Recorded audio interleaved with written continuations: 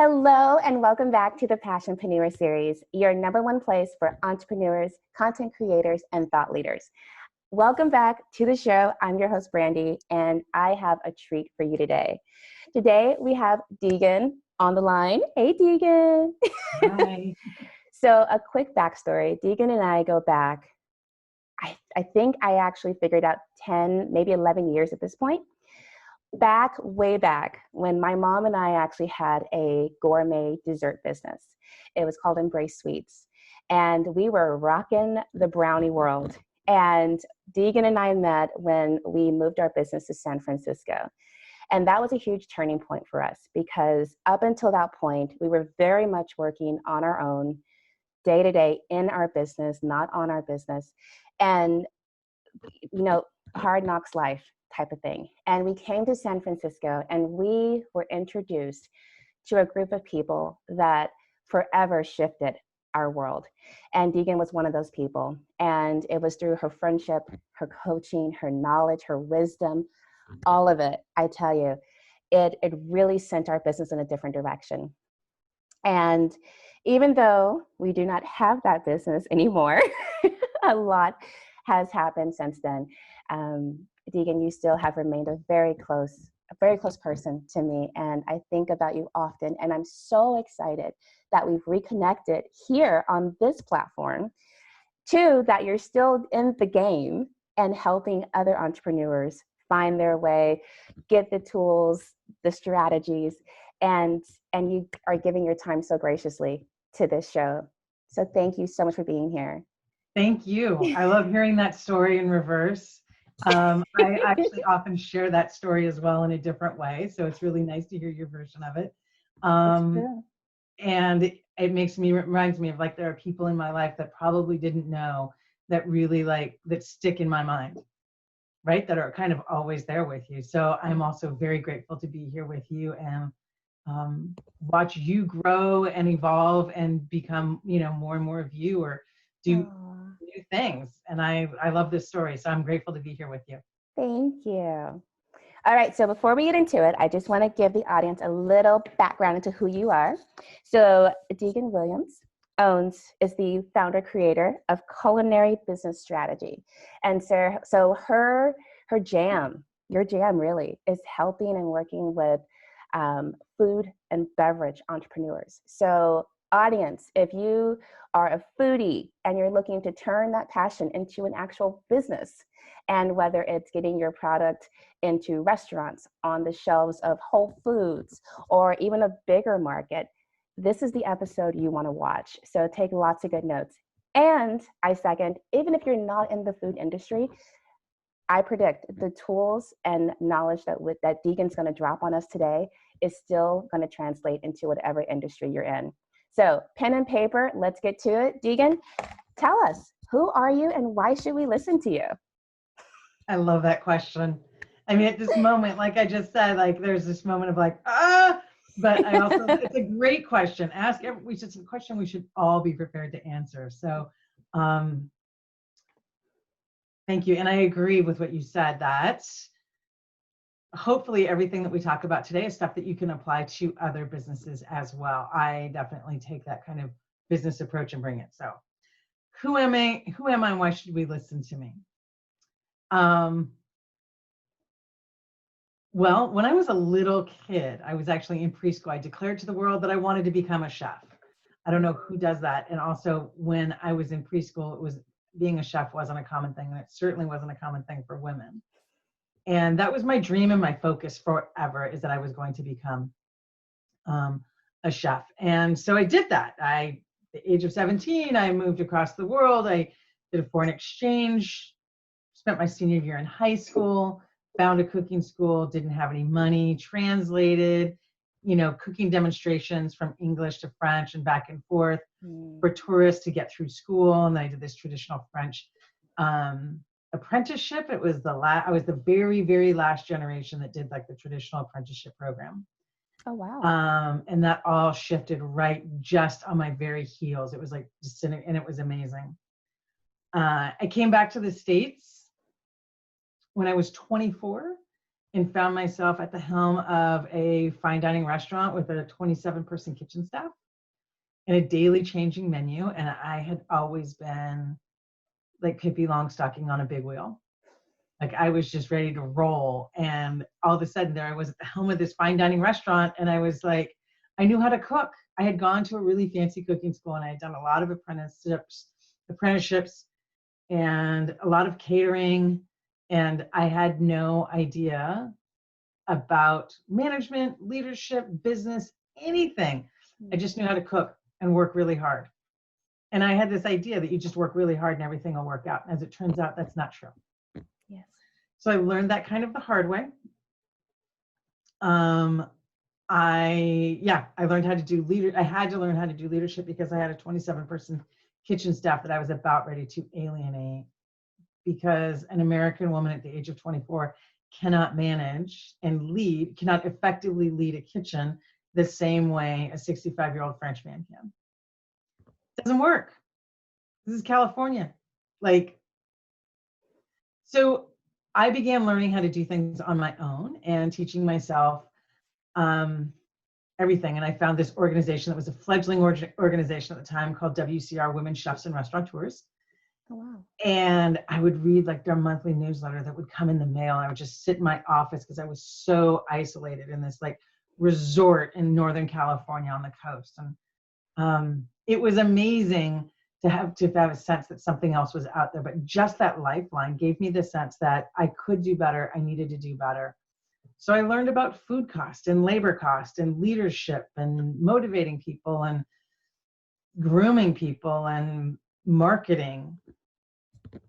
And with that, I realized that I was not I thought I was the only dummy on the planet and didn't know this.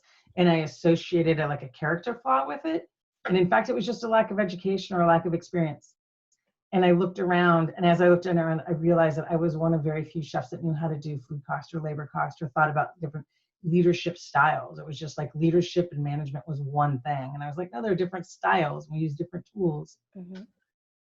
So eventually that worked into, couple decades later, but I was basically on this trajectory to learn as much as I possibly could. I added an MBA along the way because I wanted to formalize it, which was important. It helped me to sit and think and learn a specific set of tools for 2 years. And for me, it was important. I don't know that it's important for everybody. It's not a categorically one size fits all kind of thing. Mm-hmm. So since I have now worked with a couple of thousand businesses, a couple of that's actually 3,600 last count. Oh my goodness. I've helped, I worked with a lot of food and beverage businesses. And so the reason why I would think that I'm worth listening to is because I have a ton of experience in this industry. I've been in the hospitality industry now for 35 years. And I have the opportunity to my own career. I made every mistake known to mankind. So got that one down. I'd like to save some people some time on the mistakes that, I made. You can learn. I'll give you mine for free. Love it. I worked, I opened Culinary Business Strategy 11 years ago. And since then I work with 30 to 50 businesses on any given month. And for about 5 years, I was teaching public classes as well. I now have a private online courses, and then I would see 200 to 300 students per, cohort as well. So I know a lot. I've seen a lot of businesses, a lot of food businesses.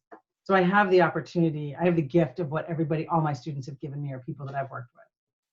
And that's what really helps. So when I walk in, I'm like, oh, your business has a problem. It's probably going to be one of these 4 or 5 things. I was just going to say, so at this point, there are perhaps no new questions, and everyone is pretty much is dealing with the same issues when they're just getting started. Is everybody dealing with the same issues? I would say there's a set of issues. Mm-hmm. I just did a survey with from 40 or 50 people from my mailing list. I want to make sure that I'm listening to my clients, because what happened in mid-March when COVID came to town, my business, I went from having 30 to 50 clients on any given month to having about 400 clients. Oh my goodness. Yeah. Yeah. So I suddenly, my That's business, amazing. We'll get to that in a minute, but yeah, my business blew up. I started drinking from the fire hose, and I was just like, I was helping people get EIDL money and PPP money, and what's the strategy, and what are we doing, and how are we shifting? And so with that, I thought, you know what, now that this is the first week that I'm getting a breath, taking a deep breath. And I thought, I need to check in and make sure that I'm not just preaching to the choir. I need to go talk to the choir and be like, what do you guys need? Let me see the world through your eyes, because I've just been putting content for months, trying to help as fast as I can. So are there no new questions? I just got a bunch of surveys back, and it was great to see. Some people always or often feel overwhelmed, and they feel like they have too much to do.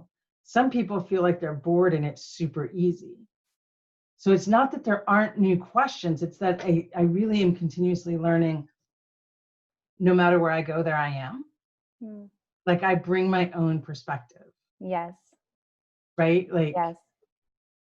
you always bring gratitude and your smile and happiness. Like, every time I see you, that's what you're like, hi, this is great. We're going to make something great out of it. Like, you are always with that. And I'm always like slightly overwhelmed because I'm taking on something new. And I realized, like, that's a choice. My perspective is a large extent of my perspective is a choice. Not all of it, but a good chunk. Yeah. So some people are like, this is too, some people are great at writing a business plan, but not actually starting cooking. Some people start cooking and forget that we need to price out how to do something. I talked to a professional yesterday that's opening his second location, and they just got permitted and they're opening next week. And he called me about pricing. Oh my goodness. Okay, so we all do different things. Let's dive into this, because I feel like, again, regardless of whatever business you're in, there are steps. Like, I don't believe there's a right or wrong, but there is strategy and there are steps that need to be taken in order to succeed, or at least be on that fast track to success. So what are some of what I want to say?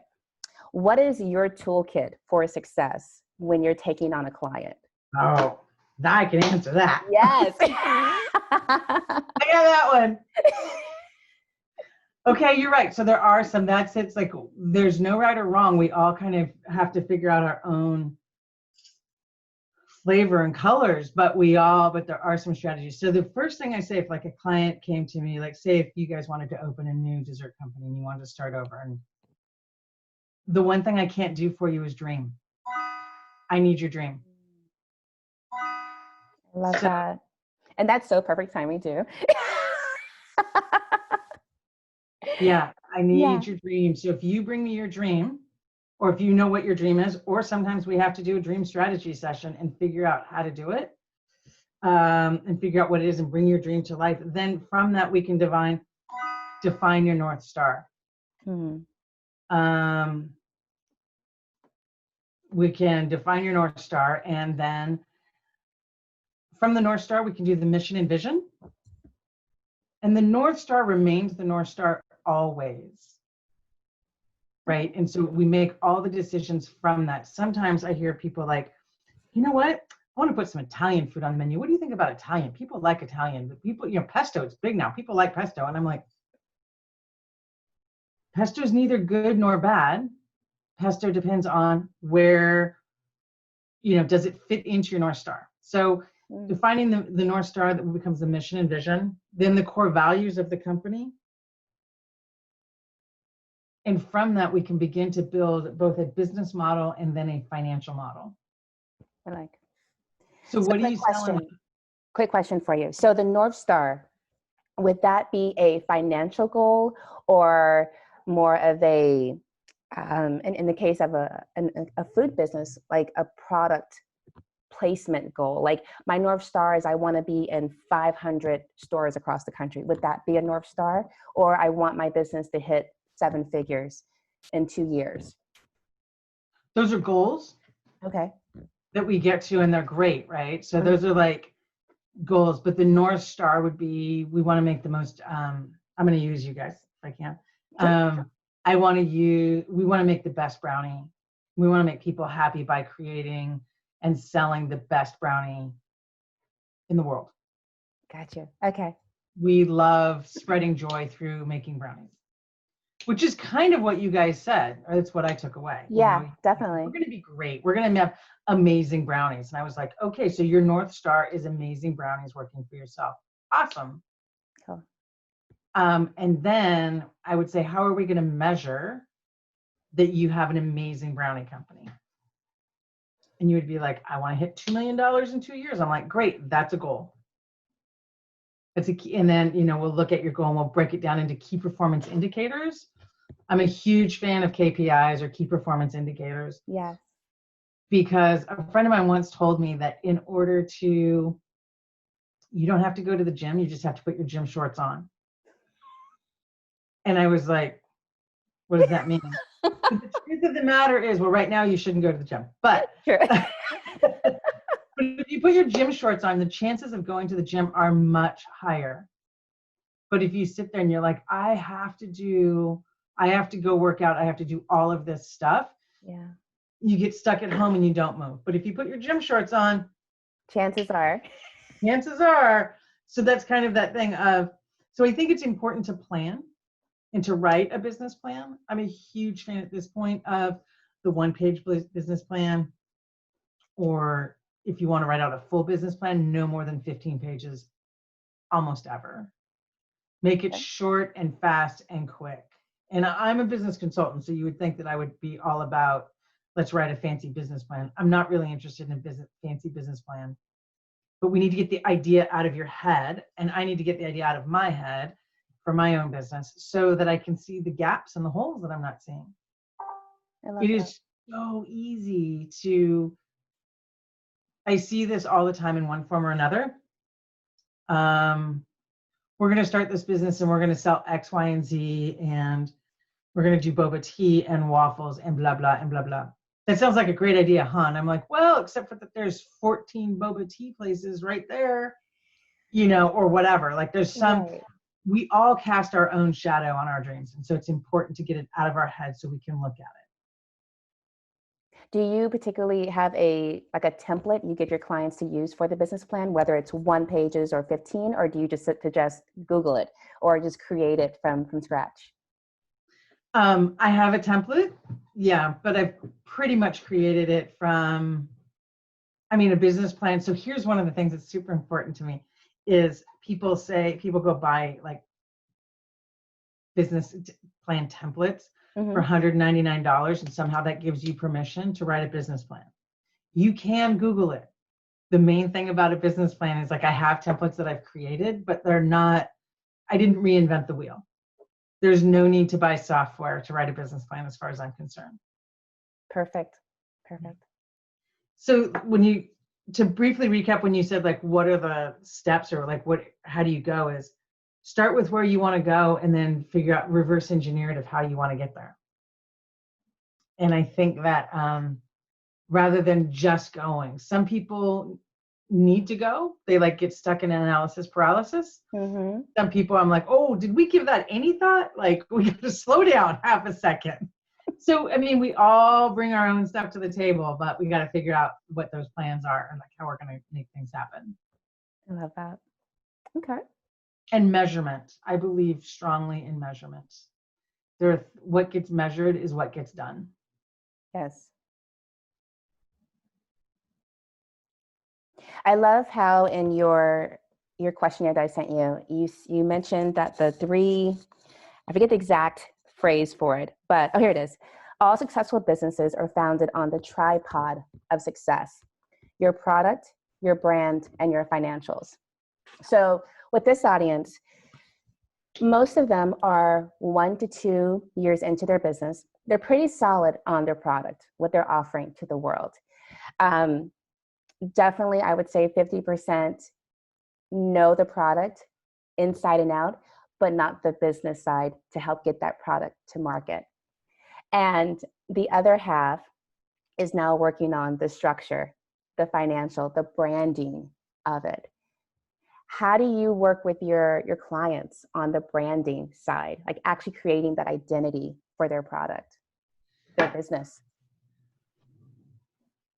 The tripod of success, I almost went into this in the last question because I was like, I want to say, and I was like, wait. It's not a lecture. Great minds think alike. It's not a monologue, right? So we are together. It's not a monologue. Let the woman ask questions. But you believe in the tripod of success. You have to have a successful business has a solid product, which is what most of us start with, right? Like, right. We don't start out in the food industry or in any, creative entrepreneurial industry and be like, I want to be an accountant. If you want to be an accountant, you would go be an accountant. Like, it's not. That is true. That is true. Right? So for starters, and then there's branding and financials, and you're absolutely that's absolutely true. I stand on that a lot. The one thing that I would say about the product really briefly as we passed going into brand town is to talk about measuring our product for something, is knowing if our product is good. It's so easy to, once again, cast our own shadow and be like, this is amazing. And we fall, like homeowners, entrepreneurs, we fall in love with our product. Yes. When we fall in love with our product, it's really easy. I had a pastry chef that had a cafe client say to me at one point, like, people in this town just don't appreciate good pastry. And I was like, or it's burnt, like, or it's, too dark or whatever. Like, yes. So it's really easy to overstep, not measure how we define good. It's important to have a way of defining good. So like in restaurants, I always say it's hot food hot, cold food cold, meaning you serve the hot food hot, not warm, hot. And so it's kind of defining what the product is rather than I just do it all the time. Have you ever had something like where you go to a restaurant and it was great the first 10 times that you had it and you went back and you're like, Oh yeah. Consistency. Yeah. Consistency is really important. Mm-hmm. And the way we get consistency is to define it. So I love that. Branding is one of my favorite topics on the planet. And it's a complicated topic, which is part of the reason why I like it. I feel like I've been a student of branding for 10, 15 years and I'm still learning. So I think the first thing about like, how do you take somebody into branding is knowing what a brand is. A brand is not a logo. A logo is a component of a visual brand, but it is not. And so a brand is really a promise that exists in the minds of your customers or your potential customers. Another way of looking at a brand is that it's how people talk about you when you're not in the room. I love that. I love that phrase. Yes. Right? And so your brand is, so how people talk about you. And so in knowing that, then I often do what I call brand DNA seminar, which is a framework that I created of who is your brand? What is it about? So who am I? Mm-hmm. And then who are you, my potential customer? What is the brand promise that I can offer? So if you're a promise that exists in the mind of your customer, like if you think of Nike and we're in a room of people and I'm like, okay, what do you think of Nike? Everybody writes it down. We're going to have 2 or 3 different answers. Right. They've done a really good job at being clear what that is. And then how do we communicate that? Like once we define what the core of the brand is through a series of questions, it's really actually it just kind of all comes to be. It's really obvious. As long as we stop and do a brand development framework. And it's a touchy subject because so many people have like the one right way to do it. At the end of the day, it's your personality, it's your business personality, and how are we going to do it? So consistency is, there's some core basics some core necessities of a brand, mm-hmm. which are consistency, get your brand colors down, use 2 to 3 fonts, certainly no more than 3 fonts. Get clear about the tone. There's a difference between you and your company, even if, I think many solopreneurs, especially like coaches and consultants and stuff, we all go through this phase of where we name our company after ourselves. Yeah. And I go back and forth. At one time, I was deaconbwilliams.com, and now I'm Culinary Business Strategy. I didn't want to be the face. I didn't want it to be all about me. So I changed it early on to be Culinary Business Strategy. But people know me as Deagon. They don't know me as Culinary Business. I mean, like, I have one, you know. So it's kind of, they're good. There's positive and negative. To think out how we're going to play, how something is going to play out over time is really important. And then finally, we get to the development of the visual stage. So, and that is when we create a logo and fonts and colors. After doing all the brand DNA work, the next thing that happens is there's something called a creative brief, which is kind of like a recipe. It's the same thing as a cookie recipe, but it's a recipe, and you take it to a graphic designer and you say, this is what we kind of need to have developed. And so it gives them the parameters of what's necessary in order to communicate that brand DNA. And a good graphic designer will ask questions rather than just come up with it. That's a good tip. Oh, that's good to know. I have 2 or 3 graphic designers that I outsource a lot of work to, and he always comes. I'm like, I'm going to get it down this time. We've been working together for like 8 years, and he always comes back immediately with some super obvious question. I'm like, how do you see that? It's great. You know, he's like, do you want people to be eating this oatmeal on public transportation or at home? And I was like, oh, that's important. Right. So, and then I think in branding, it's also important to remember that a logo is not commissioned artwork. Commissioned artwork is what you can, you know, if you're super rich, commission somebody to paint for you. But a logo is not about my preference. It's about furthering the brand DNA and the core of what my brand is. It's communicating my brand message rather than like, Deagon really loves sage. Got you. For a long time. It's not about you. It's not about me. Just pretty, generally speaking, it's a good thing to have. But yeah, my logo early on, very like the first year or so, was like a sprig of sage to me, which was like, you know, a chef, business consultant, food, sage, bring it together. Nobody cares. Nobody cares about Deagon's love of sage. I like that. No, it's very true. It's very true. Yeah. Yeah. So, did that answer about branding? It did, absolutely. And then how about the third pillar, financial? Oh, this is my other favorite subject. I see you light up. I do. Well, the thing is the reason why I love financials is because it's very frequently the thing that people are like, yes, you know, and go running from. I flunked Algebra 1 in high school. I was that classic California girl that didn't make it in the math department, like in 7th, 8th grade. And by the time I got to 9th in Algebra 1, I was like, math is dumb. I'm dumb. I'm going to be a chef. I don't need this. I can't do it. I went all the way through high school and half of college and a good chunk of my career as a chef, learning how to, you know, crunch everybody else's numbers, thinking that I was math dumb. And what I know is like math is not hard. Numbers are not hard. They create fear. They are fear-inducing. They're anxiety-inducing, but they're not hard. It's actually so much easier than other things. It's a lot easier than a brand for sure.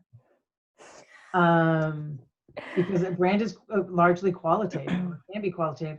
Numbers, super easy. I mean, what aside from the fear, we have to get past the fear factor. After that, it's cool. So having a financial model, like really simply put, sales minus expenses equal profit. Right. And it's really important to remember to cost out every item that we sell and that we make money on every item. We don't ever lose money on an item. We can have a lost leader, which is something that we don't make a lot of money on, or we can have a cash cow, something that we do make a lot of money on, but we don't ever lose money on any one item. If we're in business, it's important to make money. That's why we're in business. You can be a triple bottom line. You can be a nonprofit. You can be all kinds of stuff. But bottom line is we're entrepreneurs, solopreneurs. We're in business to make money. And I don't mean to sound like a complete, like total capitalist, like let's just use everybody for money. When I say that, what I mean is it's part of the mission and vision of what I do. And I can do amazing stuff. So I had two friends did a brand DNA seminar for my company about 3 years ago to help me kind of do a refresh and think about my business because I'm so close to my business. Mm-hmm. And when we got done, they said, so you help people make money. And I was like, oh, that just sounds so, no, I help people do great things. And they're like, you can create more jobs. You can give back. You can do all kinds of stuff. But money is one of the ways that we measure. So I was like, okay, I'm on board with that. But at first it felt like I'm not just here to like, I don't know, take money from everybody. I want to create good things. I do want to make people's businesses come to life. So the financial model is knowing how you're going to make money. And that is really simple in that we have fixed costs every month that we have to pay no matter what. That's like your rent or your mortgage and your food and your car insurance. And then you have variable costs that go up and down with how much you're selling. And so you want to understand the relationship between your fixed cost and your variable cost that come and go with how much you sell. Knowing your cost of goods sold is really important. Just having a financial model that makes sense. And one of the most frequent mistakes that I see that I would love to encourage folks not to do is to think that I'm not making money now or I'm losing money now, but once I get bigger, I can go, I'll make more money. Once I can start buying wholesale. Right. That is certainly not true now. It hasn't been true for a decade or so, but it's really not true now. Sometimes you can find things that are cheaper retail. So this idea of like, I'm going to get up and run and then we'll figure out the financials. Figure out the financials before. The minute you start spending money, which includes your time, is when you need to be responsible for the financials. Oh, I love that you just said that. Yeah. That just hit. I totally agree. Exactly. I totally agree with that. And I know with my clients, even though I work with them, mainly on marketing, social media type of thing, we still have these conversations about business. And especially for my brand new entrepreneurs, the conversation comes up where it's like, if you tackle the money issue, the financial issue early on, you will feel so much more empowered as a business owner because you know what's coming in, what's going out, what are you responsible for on a daily, weekly, monthly, quarterly basis. And you won't just have like one eye open on your business and the other one closed. You'll have the full picture ahead of you. So definitely being fearful of going that route because you feel like, oh, I'm not good at math or I'm not good with money. That's a story. It's a story in your head. It's a story. And if you are committed, if you really want to do the business that you're killing yourself sometimes to do, you will make that switch and you will empower yourself or get help. Help. Yeah. I mean, I think the biggest thing is I've just taken to signing my newsletters. Like your dreams in your business deserve your best. Bring it. Yes. Like bring it because what you want to do is amazing. And if you don't know how, get help. Absolutely. Build a financial model. Totally. Yeah. There's no need. Like if you can brush your teeth and tie your shoes, you can do financial. It's that simple. I love it. I love it. It's about deciding. It's really about letting go of the narrative, which I tell you, I had a hard time doing. It took me years. Yeah. And then I was like, oh, I can do this. So that's one of the reasons why I love financials is because I want to empower people that are like, I can't do the maximum. Yeah. I want to be like, yeah, you can. So I love that part. I've always been so fascinated, and I felt bad for a long time. Like, did I miss this gene or something? But like when I met people, other business owners or entrepreneurs who were like, oh, that feels icky, you know, asking for money or thinking about a dollar amount. I'm like, but isn't that why you're in business?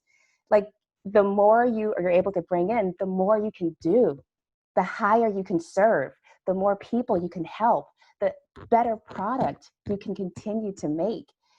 Like, if you, again, it's a mind shift. If you don't think about it where it's all just for you, but what more you can contribute to the world, what Right. bigger stage you can stand on. Yeah. You know, the financial part, it's all just part of the grand scheme of things. The bigger stage that you can stand on and the more people that you're willing to help, right? Which kind of, it's very important. That it takes me to another asset that we have is and surrounding myself with people that are reaching higher for themselves.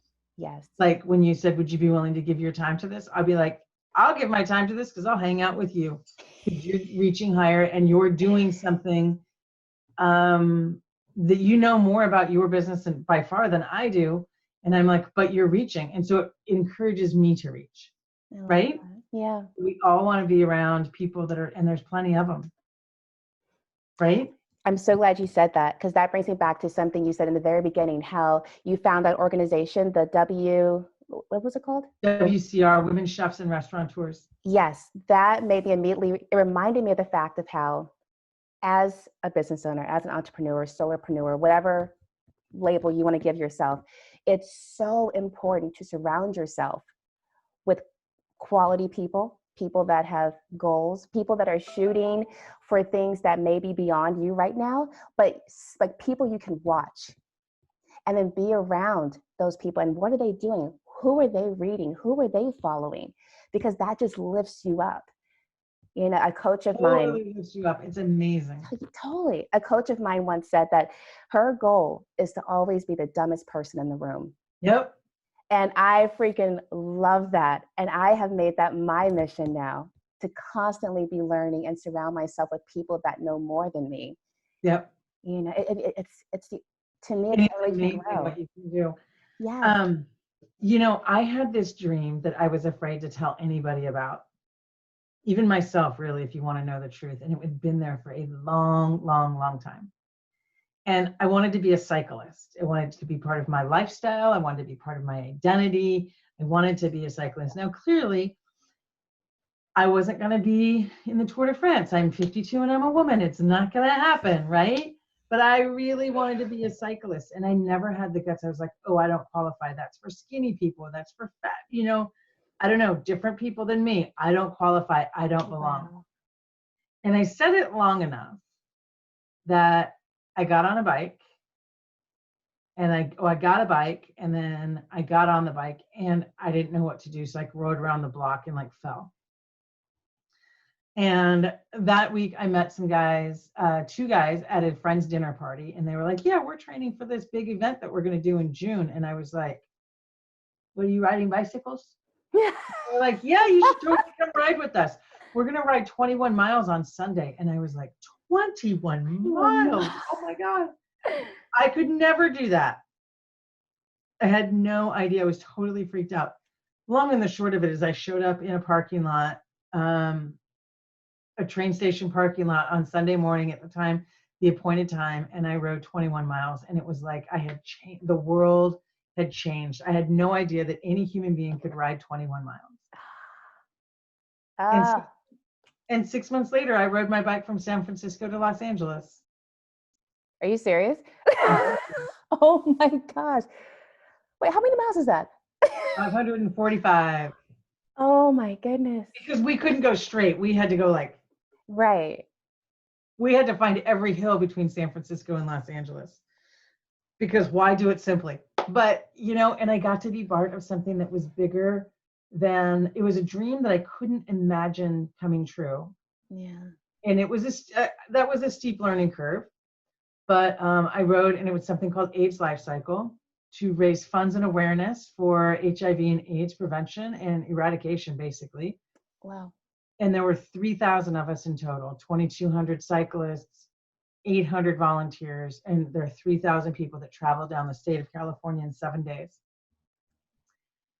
We raised $15 million Oh my God. And by the time, and I rode every mile. I didn't know that you could not ride every mile. I rode 545 miles in 6 months. So I went from like nothing to something. And it was amazing in the sense that like my worldview changed from doing something great.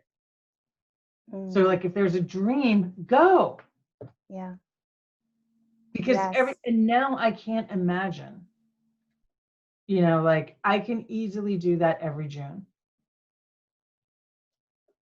You know, I love it. It's changed my world. And it's never occurred to me that I couldn't, you know, I couldn't do that. But it changed from when I just made that one little decision, that dream. Yeah. Once I had the dream, I could define the North Star, and then the rest of it, be careful what you wish for. I love it. Oh, that is so good. I mean, that, and not just for a hobby, for anything that applies across the board. I mean, you just applied your business strategy, your North Star to this. Totally. Oh, I And love it's it. true. Use that in your business. It's not just for a hobby. Anybody can use that in their business as well. Yeah. So this has been inspiring, right? Deagon, this has been so good. I'm so grateful. You're so smart. You asked some good questions. Thank you. Okay, so as we wrap this up, I've got two and a half questions for you left. What do you want to leave us with? What words of wisdom, final thoughts? What you got? Okay.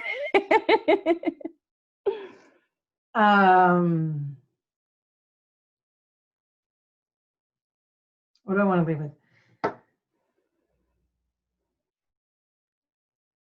In order to make a dream come true, in order to realize a business, which I believe in, and it deserves everything you've got, in order to bring it, having a strategy and systems will empower you and enable that dream to come true. I believe in, so it is hard work, but it's not hard work and pray. It's hard work and plan, hard work and strategy, hard work and tools. And there are a ton of free tools. So it's more the concept or really inexpensive tools, or there's a ton of opportunities in the world. But I think like in order for your dream to come true, it's not just work hard and pray, it's work hard with a strategy so that you succeed. Make your dream come true. This was so meant to be. I'm so grateful. No, I say that because I literally posted on my Instagram about 5 days ago a picture of Beyonce, like strutting her stuff. And it says, I pray for the things that I want, and then I go out and make them happen. And that's what you just said. It's pray. Absolutely. Pray. Do that. But then go and do the actions, do the work. Yeah. I love it. And like give yourself the opportunity to succeed. Yeah. Rather than just praying. Yes. Right? Like working hard and praying, pray, yeah, but like also, do you know how I made it to Los Angeles, by the way? I've now done it 6 times, but you know how I did it? You know how I got to Los Angeles the first time? How? 3 feet at a time. Circumference of the wheel. One of my best friends, a guy that I met that first year, I was like, oh, we're going to LA. We're going to like, girl, it's 3 feet at a time. I love that. Yeah. I interviewed this gentleman yesterday, and he was talking all about, just his story and how he overcame a lot of hardship in his life. And a big turning point for him was when a mentor told him, all you have to do is just look at the next step. One more step. Just one more step. Oh. Absolutely. Okay. Next question. Yeah.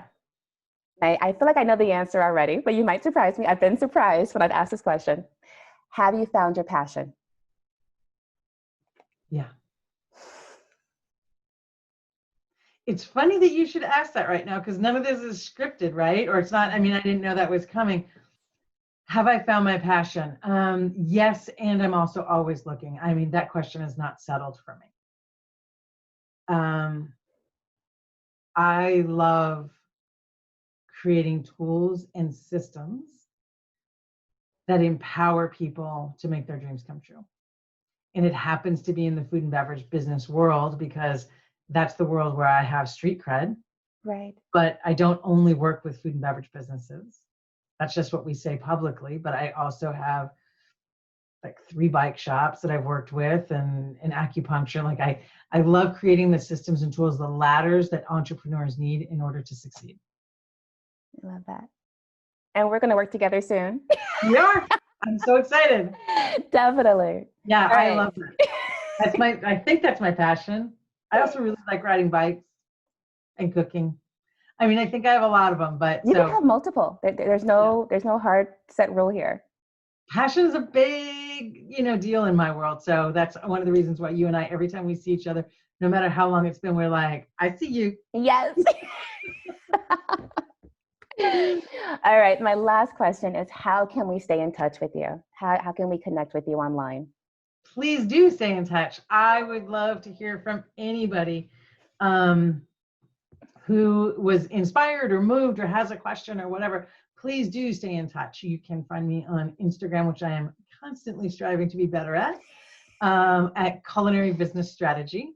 You can certainly find me on Facebook at Culinary Business Strategy as well. I also have a private Facebook group for more kind of in-depth, more focused, more free trainings, lots of stuff there called Food Biz Builders. So if you can find it all over the place, but it's Food Biz Builder. It's a private group. It does take a couple of questions to get in, but I would be, if you go there, please let me know that you came through Brandy, and I will welcome you with open arms. And we do a couple of private trainings a month in there, and there's a lot more support rather than just, Culinary Business Strategy is the outside of the storefront. Food Biz Builders, you get to walk around the store. Awesome. Can non-food businesses join that Facebook group, or is it mainly for food business industry? It's mainly for food businesses, but if it's somebody that's interested in business, like if somebody's there, it's private, basically because I want it to be a curated space for everybody, rather than somebody that's looking to sell or, spam. But yes, if you have a reason to be there and it can benefit you, come on in. Perfect. Deagon, thank you so much. I actually just realized that I didn't get back to how you generated 400 plus new clients in a month. So I definitely want to come back, and I want to talk about how you were doing your marketing, how you're attracting this business. I know it just wasn't because of COVID. Like you shifted, you did something, and you were just flooded. So I would love to know more about that as well. Maybe in the Facebook group we'll do that. So stay tuned, you guys. There's more between me and Deagon coming up. So that's right. we are not done yet.